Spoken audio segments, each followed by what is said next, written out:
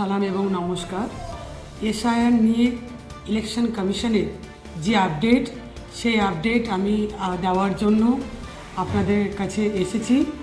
আপনারা সকলেই অবগত আছেন যে বিগত দুদিন ধরে সমস্ত মানুষ প্রচণ্ড অসহায় বোধ করছে এবং তারা ভীতিতে আছে। বিশেষ করে যারা বাইরে বিভিন্ন প্রাইভেট সেক্টরে কাজ করছে, পরিযায়ী শ্রমিকরা, কিংবা বাইরে যারা ট্রিটমেন্টের জন্য গেছে, কিংবা যারা পড়াশোনার জন্য গেছে, এবং তাদের যদি এসআইআরের নোটিশ তাদের বিরুদ্ধে হয়ে থাকে, তাহলে তারা কিভাবে হিয়ারিং হবে তাদের।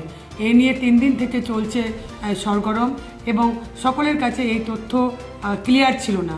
আজকের যেটা আপডেট, সেই আপডেটে ইলেকশন কমিশনের যে আপডেট, তাতে বলা হয়েছে যে সকল পরিযায়ী শ্রমিক বা যে সকল শ্রমিক বিভিন্ন প্রাইভেট সেক্টরে কাজ করছে, তারা সেখান থেকে ভিন রাজ্যে গেলেও সেখান থেকে যদি অথরাইজেশন লেটার হোয়াটসঅ্যাপের মাধ্যমে পরিবারের কাছে পাঠায় যে আমি এই প্রাইভেট সেক্টর বা আমি এখানে কাজ করছি এবং আমি ফিজিক্যালি সেখানে অ্যাটেন্ড হতে পারছি না, আমার তরফ থেকে হিয়ারিংয়ে আমার ভাই কিংবা স্ত্রী কিংবা বোন যে কেউ কাউকে যদি অথরাইজেশন লেটার দিয়ে দেয়, তাহলে কিন্তু তাকে হিয়ারিংয়ে আসতে হবে না, পরিবারের কেউ গিয়ে অ্যাটেন্ড হলেই সেটা চলবে।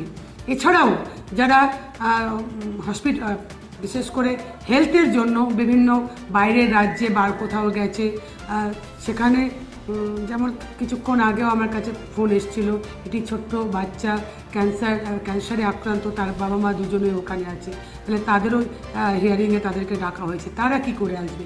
তো সেই ক্ষেত্রেও তারা যদি একটা অথরাইজেশন লেটার পরিবারের কাউকে দাঁড় করিয়ে দিয়ে বা পরিবারের যে কাউকে করে দেয়, তাহলে তারা পেপারস নিয়ে সেখানে যাবে ইয়ারও, এবং ইয়ারোজের কাছে যেখানে শুনানিতে তাদের ডাকা হবে সেখানে গেলেই চলবে। কিংবা স্টাডির জন্য যারা ভিন রাজ্যে বা বিভিন্ন দেশেও আছে, তাদেরও যদি এই সমস্যা হয়ে থাকে, তাদের ক্ষেত্রেও একই পদ্ধতি লাঘব করা হবে।